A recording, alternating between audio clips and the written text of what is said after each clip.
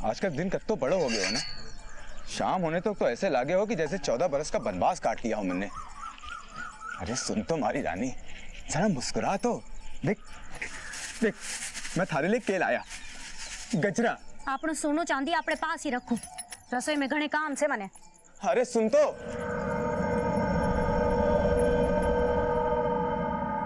सोने का मिरग देखकर सीता जी भ्रमित हो गई और सीता जी की मृग तृष्णा देखकर राम जी बोले के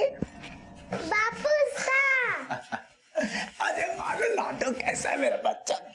बापू से मेरे लिए गजक लाए। हाँ लाए, जा थैले में रखी अपनी माँ से ले ले जा। ये कदी गजक कदी मालपुआ, रोज रोज ऐसे लाड लड़ाएगा तो आदत बिगड़ जाएगी छोरी की। अरे मासा, मेघई से तो घर बार में चहक रही है, वरना गरीबी तो कब का दम घोट चुकी होती। ऐसा बुझा बुझा क्यों बोले अनिल? बुझी बुझी तो रमा रहे आजकल। देख बेटा, घर गृहस्थी की झंझट में कदी कदी मन उचाट हो जावे है। थोड़ो बाजार में घुमा फिरा ला बिन्नी को, घूमने फिरने से मन बदल जाएगो।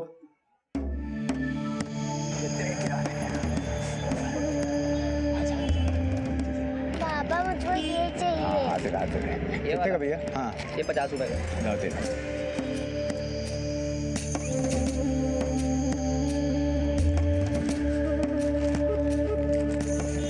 चले भैया 50 रुपए।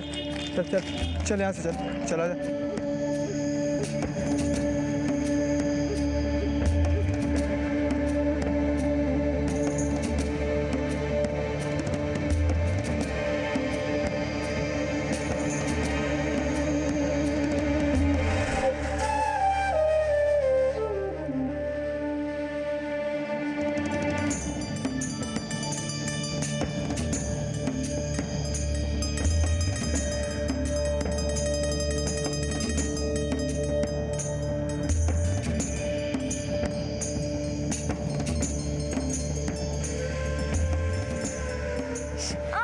अरे दूसरी पहना देता हूँ, दूसरी। कोई चौकी सी दिखाओ भैया। चौकी सी? हाँ हाँ अभी दिखा देता हूँ। हाँ जी हुई ना कोई बात। अच्छा कितने की है ये? बस 500 रुपए की। 500 रुपए? ना ये तो महंगी है। आप पहन कर तो देखिए, दाम तो मैं कम कर दूंगा।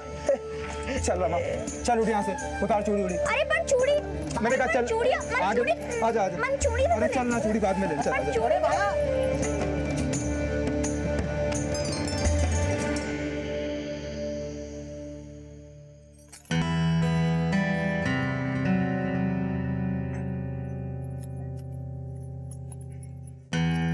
अरे ज्यादा जुगनू ना चमकाओ, थकर चूर हो गई हूँ। ये देख, अरे इकी महक खड़ी थकान पूरी दूर कर देगी। ये देख तो। माने ना जिलाओ, तकिया लगाओ और सो जाओ, मने भी नींद आ रही है। रमा, तुम्हारे से नाराज है का? हैं? तू मरने से खुश ना है के? क्यों, थे हमारा दुख बांटना चाहे हो? मैं जानू कि मैं कोई करोड़पति या लखपति ना हूँ, पर थारो पति तो हूँ। अच्छा तो अब थे मने ताना दे रहे हो? नहीं रमा, समझने की कोशिश कर। 8 साल हो गए ई घर में मजदूरी करते, लेकिन कदे कदे कोई सुख सुविधा की बात कर लूं तो थाने बुरो लग जावे। अब तो बर्तन माज माज के हाथा में छाले भी पड़ गए हमारे, लेकिन थाने गई, थाने तो बीवी ना नौकरानी चाहिए थी। बीवी नौकरानी नहीं, घर की लक्ष्मी हो गए। तो अब आदमी की बदकिस्मती का ठीकरा भी मैं औरता पे फूटेगो। तू हर बात को उल्टी क्यों लेवे है? उल्टा सीधा सब एक बराबर। वैसे भी कौन सी इस बात से हम धन्ना सेठ बन जाने हैं। माथा फट रहा है मेरा, सोने दो।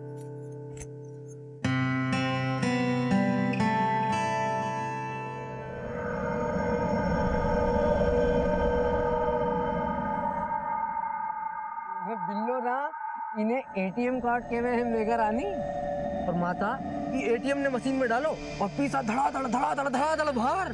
क्या बात करे, मशीन से पीसा? हाँ 100 का 500 का नोट धपाधप बाहर। अरे भाई सुबोध, गम्मा खड़ी भाई साहब। घड़ी गम्मा न खोज न खबर, अचानक कैसे? भाई साहब अंग्रेजी में कहवे है ना सरप्राइज, बस वो देने आ गया आपको। छुट्टी मिल गई तने? छुट्टी उट्टी ना मिली, नौकरी छोड़ दी मैंने।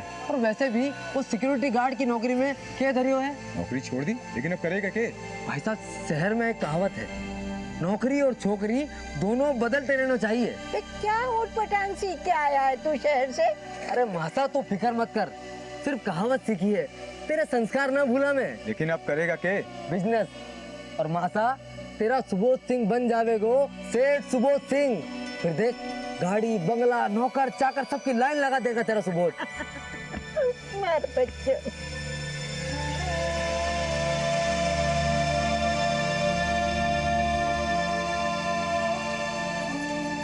लो देवर जी और पूरी खाओ। भाभी साहब इतना खिलाओगी तो खाती लोटो के भागना पड़ेगा। छी ऐसा ना बोलो, वैसे भी शहर में ऐसा खाना कहाँ मिलता होगा। ये तो बिल्कुल ठीक बात है। वैसे भाभी साहब क्या बढ़िया खाना बनाया आपने। भाई साहब लोटी लग गई है आपकी। ये भाभी साहब जैसी सुंदर और बढ़िया बढ़िया खाना बनाने वाली लुगाई मिली है आपको। और मासा हमारी एक बात सुन ले तू, अगर तुझे हमारी शादी करनी है तो तुम्हारे लिए भी भाभी साहब जैसी ब्यूटीफुल लड़की ढूंढ ले। ब्यूटीफुल को मतलब जाने तो क्या है? ब्यूटीफुल को मतलब वो है सुंदर और सुशील, जैसे कि हमारी भाभी साहब।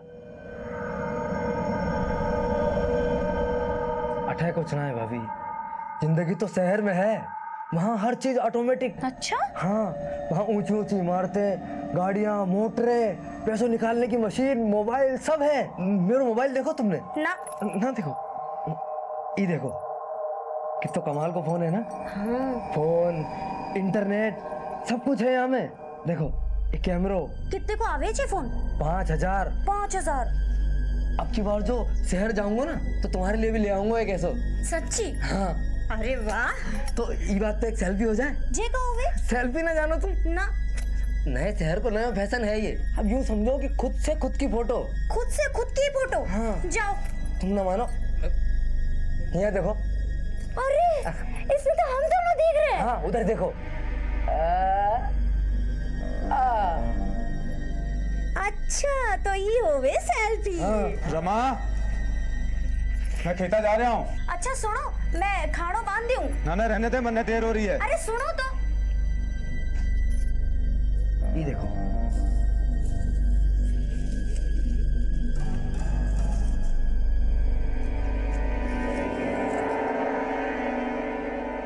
ब्यूटीफुल को मतलब वो है सुंदर और सुशील, जैसे कि हमारी भाभी साहब।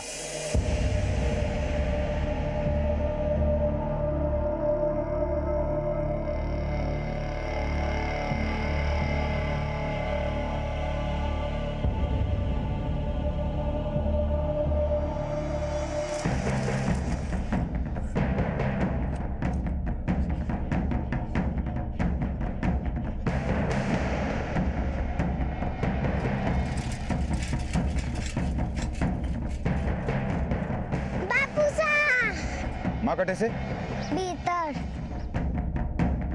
और काका भीतर। तो तू बाहर क्या कर रही है? तुझे कहा ना कि तू अंदर खेला कर। काका सा ने बोला बाहर खेलने को।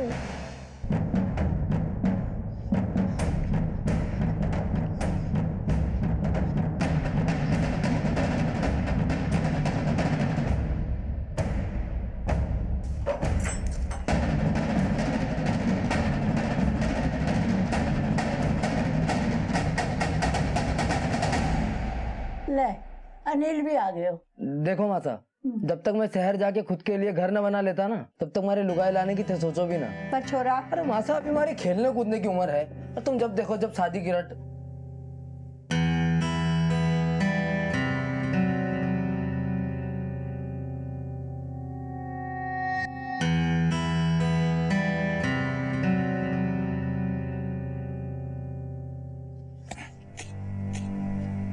भाई साहब, हाँ मैंने आपसे कुछ कहना है। क्या है? भाई साहब, ये खेती बाड़ी और ना होने की मेरे से, मैं सोच रहा हूँ शहर जाके कोई नौकरी शौकरी ढूंढ लूं।